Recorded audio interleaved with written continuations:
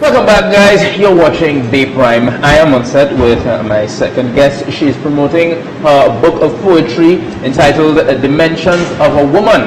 Let us welcome to the Day Prime set, Ms. Stacey Ann Duhaney. Yes, thank you.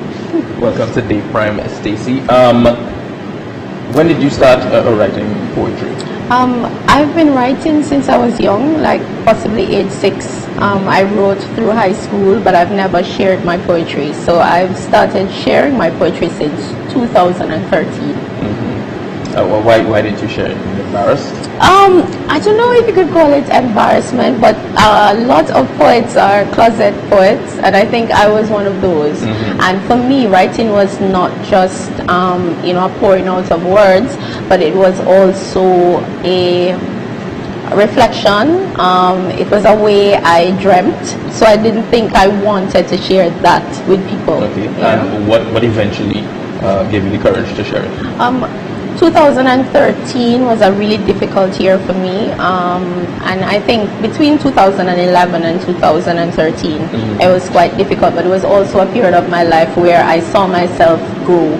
And then it was a period of my life as well where I was now changing. I was looking at religion, thoughts on Christ and that kind of thing. And I had come into contact with a lot of women who shared some of the emotions that I had been, bottling up. So I think the timing was right. Talk to me about this particular collection of books. Is this all or just the best that you chose to put forward? No, Dimensions of a Woman is actually the first book in a 3-part series of poetry. The first being Dimensions of a Woman, and the second being Quiet Dimensions of a Woman. And so this piece, Quiet, yes, Dimensions of a Woman. And this piece is an emotional look at woman. It's the perspective of woman being in her head. So there's a lot of there's a lot of thinking. Preach. So it looks at should I just say amen? So it looks at woman in love from a romantic perspective. It also looks at woman in fear, woman in regret, woman in pain and silence, woman in hope. And then it comes to a place at the end of the book where woman, she submits. She has an epiphany of how woman was meant to be, and she decides to go on this journey. So the second book takes you into that journey. So this is a lot of emotional stuff, a pouring out. So woman is not quite sure where she fits, but she is feeling all these things and she wants to share it. So it looks at there's a piece called Night that looks at prostitution. So if you are a woman of the night, maybe this is how you feel, that night covers your sins. You find that all of this is hidden and it's in the dark, but tomorrow you're a different woman. So it looks at that. When you talk about woman in hope, it looks at how beautiful woman is and how she feels in her journey, her daily journey. So it's a book like that. You mentioned it looks like a woman in it.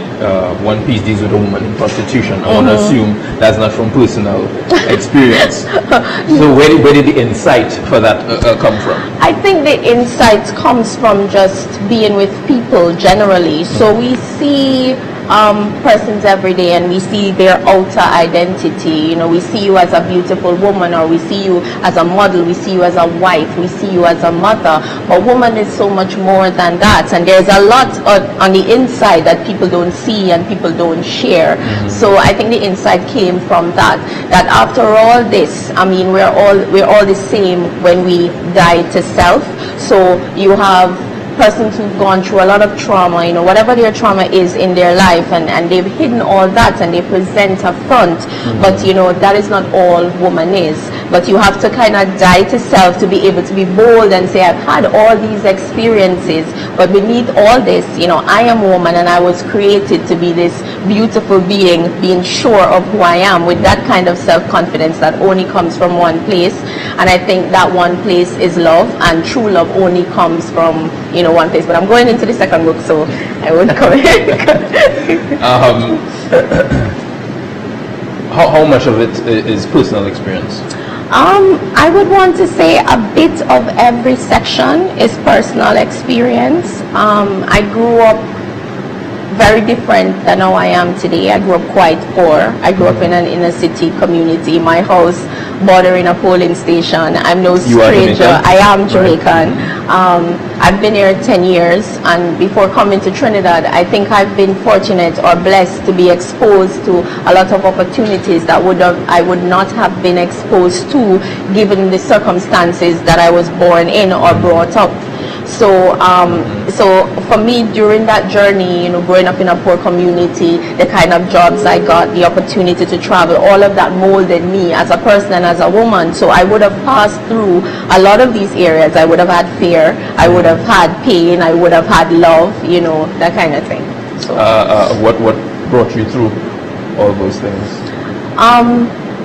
If you had asked me this question, I think 6 years ago, I would have not been really sure, because I remember I used to tell people that, it's strange how, looking at how I was born and how I was brought up, it's strange how my life has gone. So there must have been something, because I always get these opportunities and I always get connected with the right people, and I tried to figure it out. And then 2008, I found Jesus, or I'd say he found me, and that experience for me was just magnificent. It was wonderful, but still I wasn't sure. So you come to a place where you say there is a creator and this is who he is, but now you have to have a relationship. And since 2008 until now, he's taken me through a journey of relationship, and he's shown me that all of what I have is not from anywhere but from him.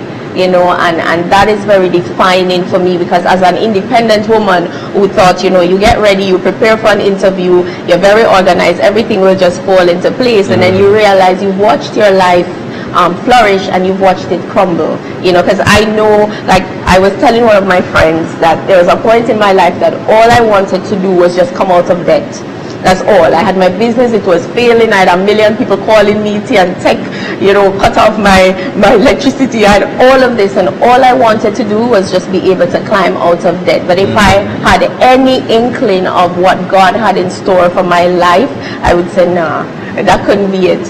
And I've watched him, just work through me, allow me to share my experiences with people so they could learn from it. I've watched him bring this book to fruition and then say to me, it's not only one, but it's going to be 3, and this is your journey, and your journey is going to be helping other women, and they in turn helping you, because you've lived this experience and how it is for someone to experience hurt and pain in their life, and you'll be able to share that with people. So do you think men would be able to relate to this book? I am positively sure they will, 150% sure they will. Partly because I've shared it with my husband, and we've been together for eons. Before we got married, we were university sweethearts, and I think we got to really know each other somewhere between 2013 and now, because there were parts of me, not because I decided I wanted to hide it, but there were just parts of me that you reserve, and people are generally like that. But there are also parts of you that you have to share with your significant other to grow. That person has to see that, the vulnerability and all of that. And when he read my book, he said to me, wow. But even before that, I think God had started working on both of us, and we were coming to a place where we understood what relationship was, and that it went beyond us, and that relationship was for family life, and how it would transcend to community, and how it affects country, and all of those things. And when he read the book, he said, he is sure that any woman that takes it up, they would definitely learn something from it. And I also shared it with my male friends, and they also thought that it was a good read, because there are areas in it that looks at romantic love, and how when a woman is really in love, how she feels, because it's almost like watering a plant. You water with healthy love, that plant will flourish. So it's kind of like that. So everybody talk about how, you know, a woman should be following and a man should be leading, but it's so much more than that, because the fact is, if a man is leading and he is putting in the right kind of love into that woman, she'll be happy to follow, because, you know, love, I mean, it's patient, it's kind, it's everything that is in the Bible, and it also builds and grounds a relationship. But those two individuals also have to be rooted somewhere else, and they have to be rooted in Christ. So